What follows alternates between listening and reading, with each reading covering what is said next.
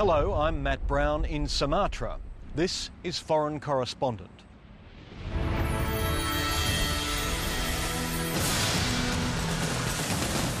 It's machine versus wild. It breaks my heart because they have a right to live here. Somehow people just keep, taking so much from them.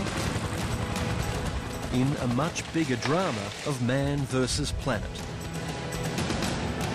We're seeing hundreds of thousands of hectares being converted to plantations. In a remote, expanding pocket of Indonesia, the world's biggest paper plant turns trees into office paper, bound for Australian superstores. We're doing it in a responsible way in line with what the Indonesian government wants to do. It's just one operation catapulting the country high up the list of greenhouse culprits, as locals worry about their land and the rare creatures calling it home. It's just alarming to sit here and watch it happening right before your eyes. God, no. We've been trekking to the heart of Sumatra's once great forests to check on what a big paper company's been doing to the land and the people. And what we saw there is disturbing.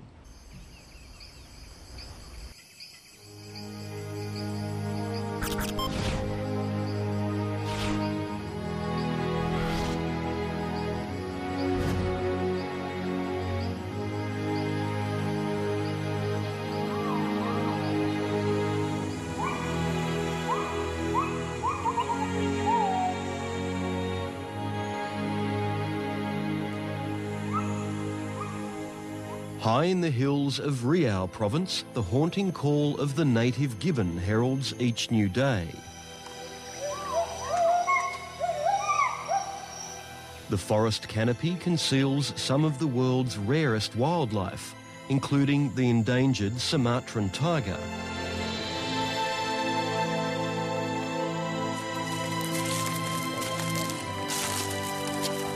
Baru tadi kita lihat-lihat ke sana nggak ada. Camilla Parakasia and her team from the World Wildlife Fund track tigers searching for paw prints on the forest floor. Iya kan ini agak-agak berpasir toh. The magnificent predators have long been regarded with awe. Local people believe that tigers are their elders, the most respected ones. It's kind of like their guard, to say that, hey, you're doing something bad, so I'm coming down here, I warn you. The team places cameras in strategic parts of the forest and sets them to automatically film passing tigers. When they get lucky, it's a sight to behold. So it's a thrill for us. It's just amazing feeling to see these cubs and healthy cubs playing. The Sumatran tiger has roamed here, isolated from the rest of the world, for at least 6,000 years. But their territory is under relentless assault, and now less than 400 tigers survive. Around 60% of Riau's forests have already been cleared to make way for vast palm oil and pulp and paper plantations. The tiger team's videos say it all. A male tiger sniffs the camera. A week later, bulldozers move in. The next day, another tiger wanders through the flattened land. I feel really sorry for the tigers because definitely it's really a bad sign for their future. There will be more forests destroyed. As the forest is cleared and replaced with plantations, the tigers are running out of room. And without the natural protection of the jungle, they can more easily fall foul of poachers. Just last month, this tiger was found in a plantation snared by a trap. After several days in agony, wildlife officials were called in. They shot him with tranquilizers, then he died.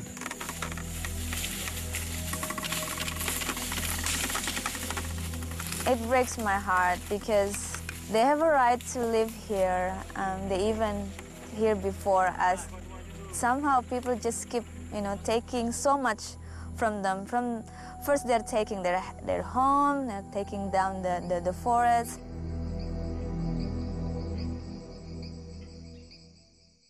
It's hard to imagine when there was still forests.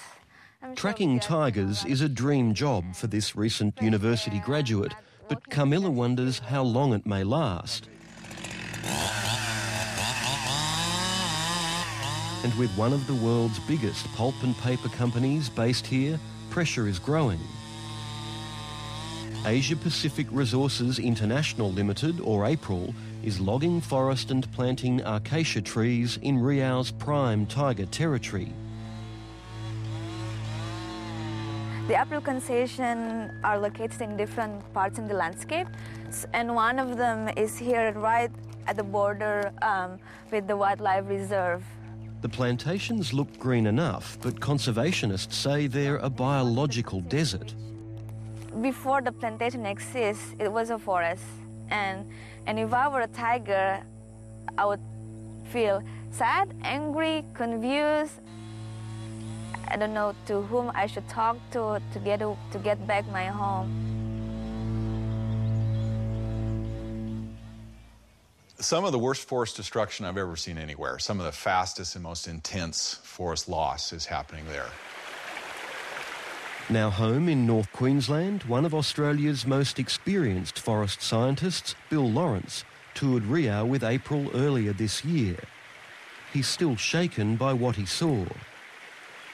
I thought I'd seen, impressive deforestation in places like the eastern and southern Amazon and parts of Africa and other places, but what's happening there on just sort of a large industrial scale is pretty daunting. As APRIL's machines move in, they level all before them. While the company waits for its plantations to grow, the native forest provides valuable wood for its mill. Our goal is to finish conversion as soon as we can and be 100% plantation fiber. Ideally, what you want to be doing is focusing on areas that have already been cleared. But when you're going in and just mowing down vast expanses of forest, and as I understand it, it's something on the order of about 70,000 hectares this year. So imagine clearing 140,000 footy fields of tropical rainforest just in 1 year to feed this giant pulp plant. I mean, that's really alarming. It's almost, an ecological Armageddon.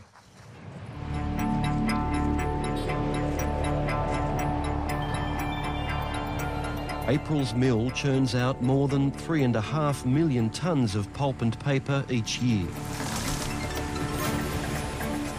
This sprawling factory is an elaborate one-stop shop. High-grade copy paper whips along at 100 kilometres an hour. These blocks of A4 will be familiar to many Australians. They're on the shelves of one of our biggest office suppliers, Officeworks. Fuji Xerox sells them as well. They've even got a green label lauding the use of plantation wood.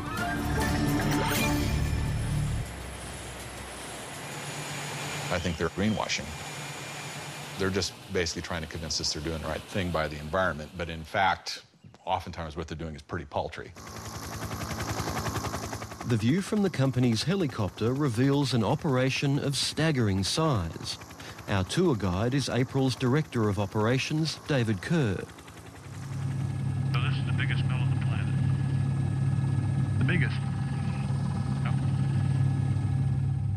The mill is fed by a patchwork of plantations where native forest once stood. Little's left beyond slender fingers of forest on rivers and streams. APRIL says its land management stands in stark contrast to the illegal logging and burning that scars neighbouring property. What we're doing is we're doing it in a responsible way in line with what the Indonesian government wants. If we don't do it the way that we're doing it, it can be even worse. Why do you leave these single tall trees around the place? It's a requirement, a legal requirement to keep some special species that we come across when we're harvesting. They look pretty lonely. Yeah, they do.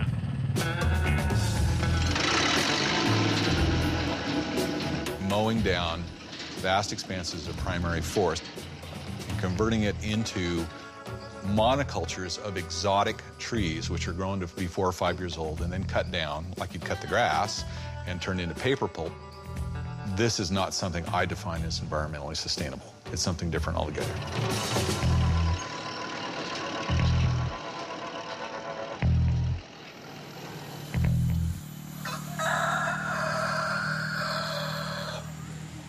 Near April's mill at Kerinci, the sentiment is more positive.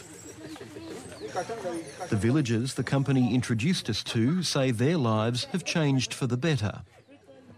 Nah, itu memang sangat menggembirakan kan, dikarenakan sarana jalan bisa rapi, sarana pendidikan pun dibantu juga kan, sarana olahraga, sarana semua itu kayaknya stabil lah untuk maju bersama gitu kan. Nah, jadi ya sangat senang lah kedatangan ada perusahaan, ada masuk kemari peduli masyarakat kan gitu. Jadi masyarakat pun ya saling menghargai, menghormati gitu.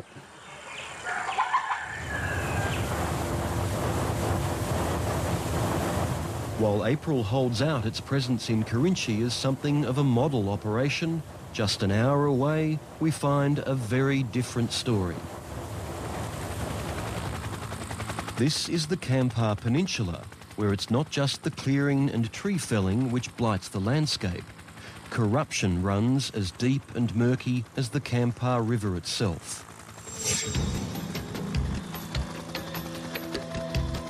Many of the companies here found a local governor only too willing to accommodate their operations for the right price. And if it wasn't for a diligent local police chief named Pak Sujiptadi, a catalogue of bribes and dodgy permit deals would never have been exposed. Pak Suciptadi saat itu sangat luar biasa, sangat bagus. Dia tidak peduli dengan kontroversi atau tekanan dari siapapun di saat itu. Bahkan banyak sekali tokoh-tokoh politisi di Riau saat itu menghujat mereka dan tokoh-tokoh masyarakat yang saat itu menghujat dia tidak peduli. Sujiptadi stunned locals like environmental activist Zulfami, who were used to having their concerns swept aside by powerful officials. He investigated both the big companies and their smaller suppliers. Di belakang saya ini terjadi kerusakan hutan yang sangat hebat, yaitu akibat perizinan yang salah. The local governor was convicted of taking bribes in exchange for forestry concessions. He'd even cashed a cheque for $250,000 written by April's Indonesian subsidiary. I'm not aware of that incident, but I will say that we run this company with the highest standards of corporate governance, and we don't stand for any of our employees be involved in any illegal activities. April says the cheque was made out to one of its suppliers to pay for a shipment of wood, and the company did not authorise it to be used in any other way.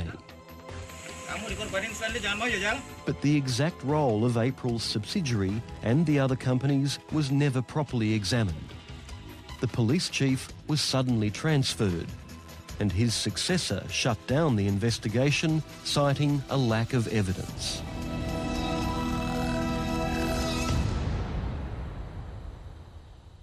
Hancur harapan kecewa, sedih, marah, semuanya bercampur. Tidak hanya saya, tapi banyak sekali masyarakat Riau. When a presidential task force looked into the scandal in March this year, it was concerned enough to urge the police to re-examine the companies involved. While the government officials have been jailed, the companies have still got their plantations just behind this tree line, and their seeds of corruption will probably still grow into healthy profits.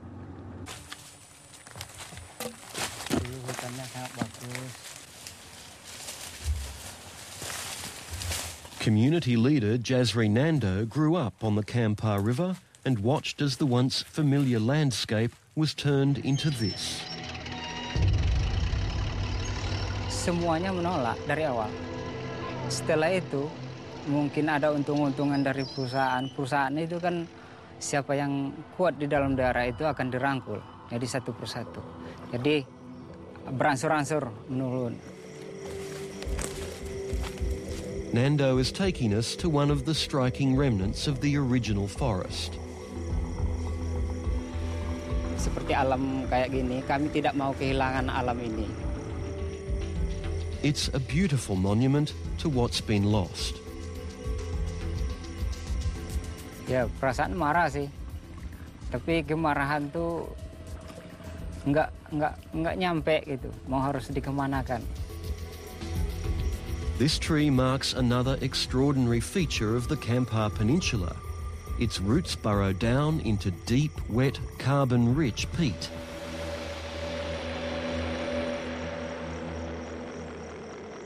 Well, this is one big peat dome. Right Lafcadio Cortesi from the Rainforest Action Network warns logging on the peat risks a greenhouse gas disaster. There are these huge banks or reservoirs of carbon that has been accumulating over certainly thousands and maybe even tens of thousands of years. April's plantations can't thrive in the damp peat, so the company digs canals to drain off the water. And when the peat dries, it releases great clouds of greenhouse gas. We're seeing hundreds of thousands of hectares of deep peat being converted to plantations. Indonesia is the world's third largest greenhouse gas emitter, and that is coming not from smokestacks, it's coming from the conversion of these forests and these peatlands, which are emitting massive amounts of carbon. So there's a lot at stake. April is only preserving the most sensitive site at the centre of the peninsula. The area is known as the Peat Dome, where the peat is the deepest.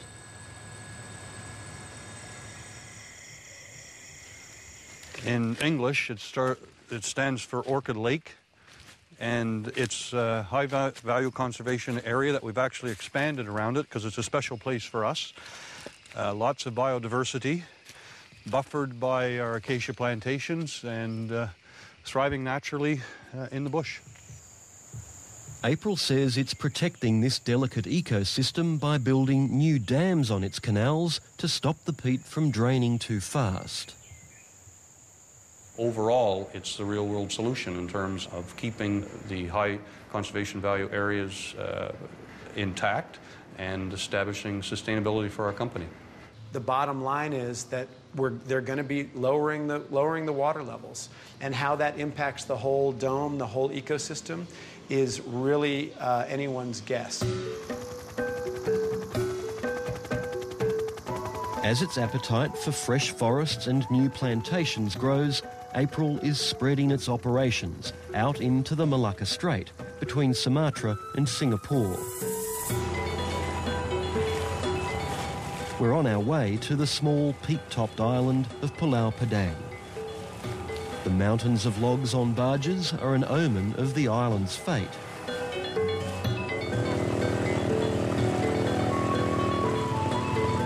Pulau Padang has a small but thriving economy, with locals making a living out of rubber and sago.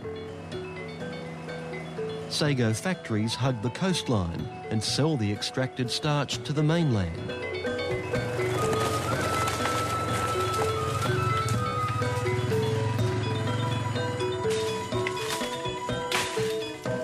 Saya bercita-cita, dan untuk generasi saya seterusnya, untuk anak saya khususnya itu. Piran's family has lived and farmed sago on the island for 6 generations. Dan saya tidak mau keluarga saya itu menjadi keluarga yang hanya pas-pasan. Dan saya harus bercita-cita untuk lebih maju dan apapun kebutuhan keluarga saya itu bisa terpenuhi dari saya memiliki kebun dari. Pyran says his hopes and ambitions are under threat because his sago farm is in April's new concession. Although he has long-standing deeds granted by the local government, that doesn't matter. He's been told the company's concession trumps the lot. Aku akan merasa sangat kesal dan akan sangat sedih dan tidak bisa membayangkan apa yang akan terjadi pada keluarga saya. Dan saya itu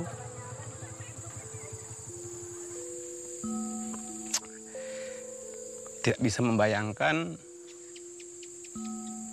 apakah saya itu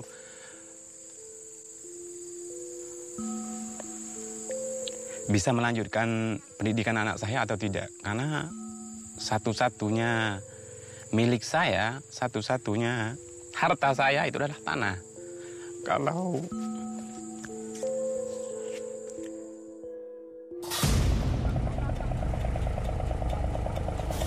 April is already chopping its way inland. On the island's most remote coast, it's carving a swathe through the forest, preparing for more roads and canals. It's little wonder security is tight. No, they're not letting us in. Tensions here are mounting.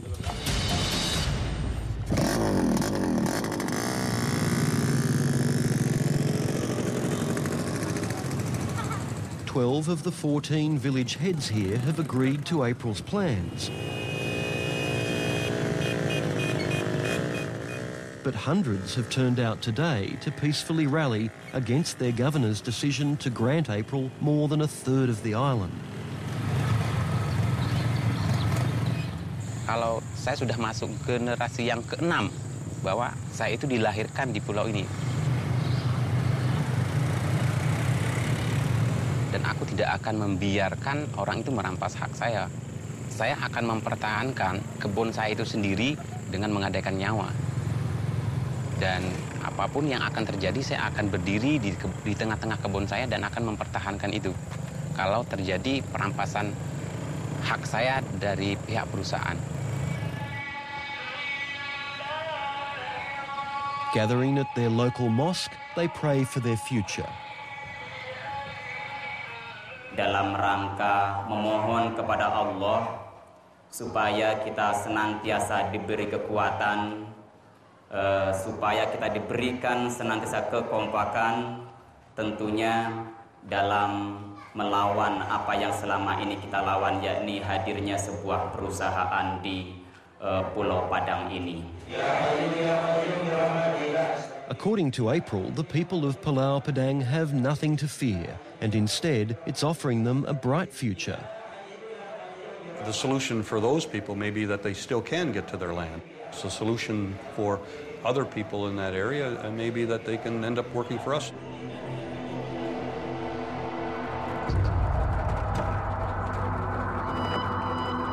Despite those assurances, the conflict turned violent.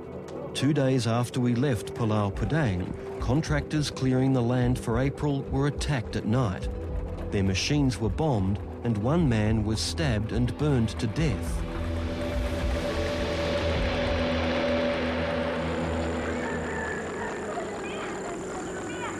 With growing concerns about community conflicts and the logging of natural forests, last year the internationally recognised Organisation for Good Forest Management, the Forest Stewardship Council, suspended April's accreditation.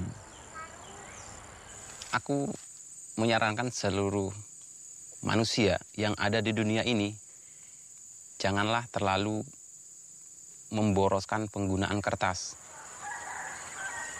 Aku mengharap kepada seluruh manusia yang di dunia ini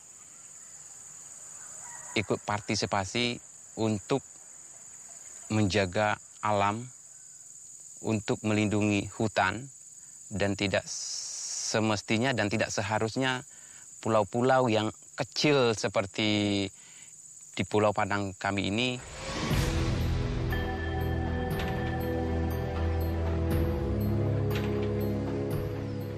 While Australia debates its carbon future, Australians are buying ream after ream of paper made in the greenhouse gas capital of Indonesia. And the Sumatran forests, people and tigers are paying the price. When I came back from Sumatra, I almost felt like I had a little bit of post-traumatic stress. I mean, I just felt at some gut level really disturbed. Just the sense that there's an environmental travesty ongoing here, and it's just alarming to sit here and watch it happening right before your eyes.